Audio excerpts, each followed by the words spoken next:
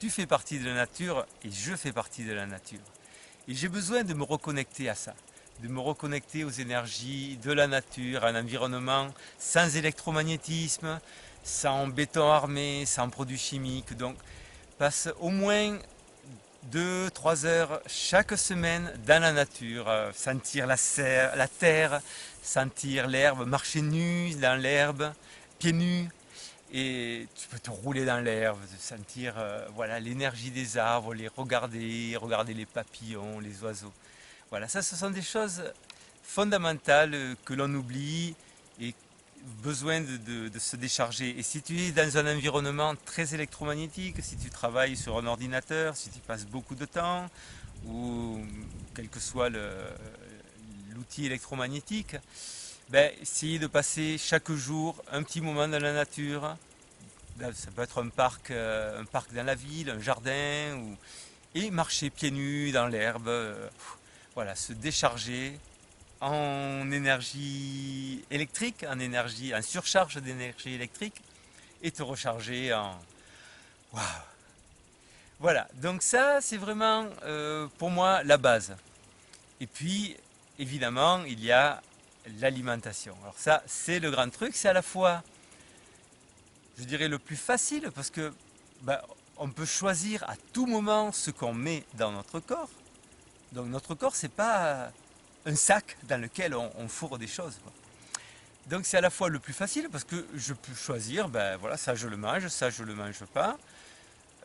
Mais en même temps le plus difficile parce qu'il y a toutes les habitudes, il y a la pression sociale. Tiens, tu veux une tasse de thé, tu veux un morceau de gâteau, tu veux, ben, je t'invite à manger. Donc il y a toute la pression sociale, il y a toutes nos habitudes, il y a tout notre passé qui nous ramène à, oui, le petit déjeuner que ma grand-mère me préparait avec la confiture, le beurre, le pain grillé, tout ça.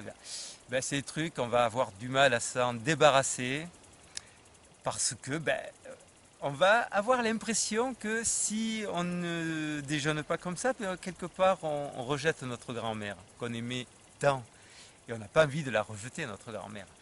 Alors, on va garder le petit déjeuner pain, beurre, confiture. Alors, donc, il y a tout, mais en fait, on peut très bien expliquer à notre grand-mère, qui est quelque part là-haut, peut-être maintenant, là-haut ou ailleurs en tout cas, ben, qu'on l'aime quand même, mais qu'on, voilà, le pain beurre confiture, c'est plus du moment. Alors, il y a toute la pression sociale, donc il y a les habitudes, hein. Si on est habitué à quelque chose, ben, on va, allez, on ne réfléchit pas, mais on fait pareil. Il y a donc tout le passé émotionnel et il y a un élément important, c'est que ben, si tu as bien remarqué, le cœur il est quelque part par là et l'estomac il est là. C'est très proche ça. Et très très souvent, ben, on va manger. Pourquoi? Parce que là c'est vide. Le cœur est vide. On manque d'amour tout simplement. Et donc on va remplir un peu à côté. Bon, et si on remplit bien, ça fera une pression sur le cœur qui, ben, on va remplacer l'amour, on va remplacer un besoin d'amour par un besoin de nourriture. Et le gros problème de la nourriture, il est là. Et plus on manque d'amour, plus on va avoir envie de se remplir.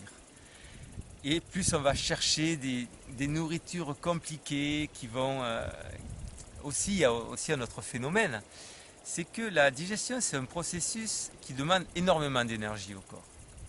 Et donc, quand, euh, quand le corps est occupé à une digestion, toute l'énergie est concentrée là.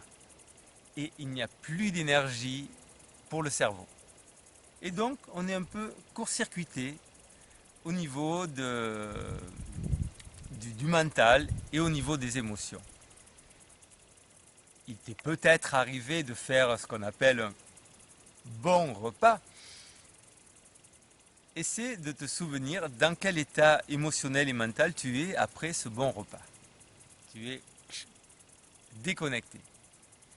Et inconsciemment, c'est ça que l'on recherche. Un bon repas va nous permettre de déconnecter. Alors, tu vas me dire, pourquoi pas? Si ça marche, si je suis heureux comme ça, ok. De toute façon, déjà, si tu es heureux dans ta vie, si ton corps fonctionne bien, si tu n'as pas de problème de santé, si tu as la pêche, la joie, déjà tu peux zapper la vidéo. Elle n'est pas pour toi. Mais si tu es arrivé jusque-là dans la vidéo, c'est peut-être quand même quelque chose qui ne te satisfait pas complètement. Alors, le problème, c'est le problème du bon repas.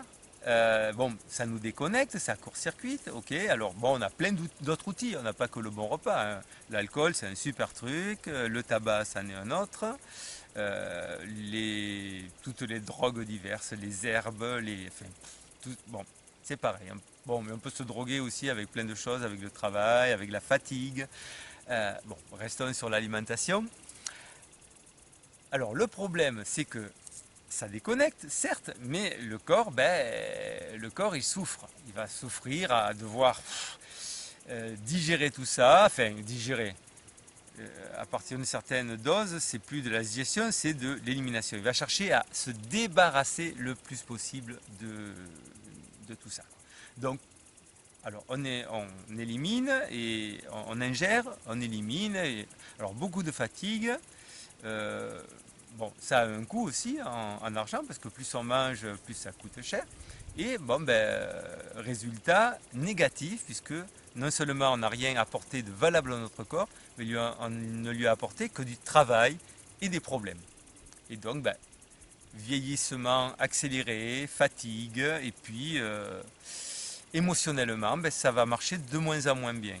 Parce que là aussi, je ferai tout un chapitre là-dessus, mais déjà, je peux dire qu'il y a un lien entre les organes et les émotions. Et la médecine chinoise a complètement codifié ça. Si j'ai des organes en mauvais état, ben, émotionnellement, psychologiquement, je vais être en mauvais état. Et vice-versa. Un mauvais état psychologique, émotionnel va abîmer les organes. Et ça s'entretient, c'est le cercle vicieux. Alors, ben, comment transformer ce cercle vicieux en spirale virtueuse, où on va aller de mieux en mieux vers une santé, une énergie, une joie de plus en plus exubérante et débordante. Donc, voilà, le corps, ben, lui, il accumule tout et petit à petit, ben, alors si on a beaucoup d'énergie au départ, parce qu'on est tous avec un capital énergétique différent, en fonction ben, de notre hérédité, alors, nos ancêtres, et tout ce qui a été engrammé dans l'ADN par nos ancêtres, en fonction de comment s'est passée la grossesse pour la mère, de ce qui a été vécu dans l'entourage, parce qu'un fœtus, dans le ventre de la mère, c'est vraiment une éponge qui va absorber tout ce qui se passe euh, aux alentours. Donc, s'il y a du stress dans l'environnement, si la mère est stressée, si le père est stressé, si il y a beaucoup de stress environnemental, ben, le fœtus va absorber tout ça. Ben, tout ça, ça va abîmer les organes, ça va descendre l'énergie. Si la mère est dans un environnement très électromagnétique, c'est pareil. Enfin, il y a beaucoup de facteurs. Bon, que nous explorerons au fil des mois sur Réveille ton corps. Et en fonction du vécu des premières années, du vécu physique, matériel, quoi, et puis émotionnel, de tout ce qui s'est passé dans notre petite enfance. Donc nous arrivons tous avec un capital énergétique très très différent. Il y en a qui ont un physique, waouh, béton, qui peuvent digérer, manger de la pierre, et puis d'autres que le moindre truc, ça passe pas, ils sont très fragiles, toujours fatigués, toujours malades. D'ailleurs, c'était mon cas quand j'étais petit. Siempre, siempre. L'espagnol qui vient par moment. Toujours des petits problèmes. Jamais, bon, j'ai jamais eu de trucs très graves, mais toujours enrhumé chaque hiver, des angines, des petits problèmes de constipation, des douleurs par-ci, par-là, des torticolis, sans arrêt, des entorses, des foulures. Et puis des maux de tête. À 11 ans, j'avais déjà eu 5 opérations avec anesthésie totale pour l'appendicite, pour les amygdales, enfin, plein de trucs. Ce qui a fait que, donc déjà fragile et au niveau alimentaire, je le sentais bien, quoi. Ce qui m'a amené vers l'âge de 12 ans déjà à commencer à me poser des questions sur l'alimentation, sur l'hygiène de vie, sur est-ce qu'on ne peut pas faire autrement qu'avec les docteurs? Parce que les docteurs, je me rendais compte qu'ils ne résolvaient rien en ce qui me concernait. Et que ça ne faisait que temporiser, ça arrangeait un peu, mais il y avait autre chose qui ressortait tout de suite après. Bon, et en tout cas, donc voilà, nous arrivons tous avec des niveaux d'énergie très différents. Alors, injuste, pas injuste, ça c'est aussi un autre chapitre, on en reparlera. Il y a beaucoup de chapitres dont il faudra en parler, mais là c'est un sujet tellement vaste que il faudra des mois, peut-être des années. Moi ça fait 40 ans que j'explore ça et je n'ai pas fini encore, hein. Je suis encore à des découvertes sur moi, sur la vie, sur les processus en jeu dans le corps. Voilà, donc je ne sais plus où j'en suis.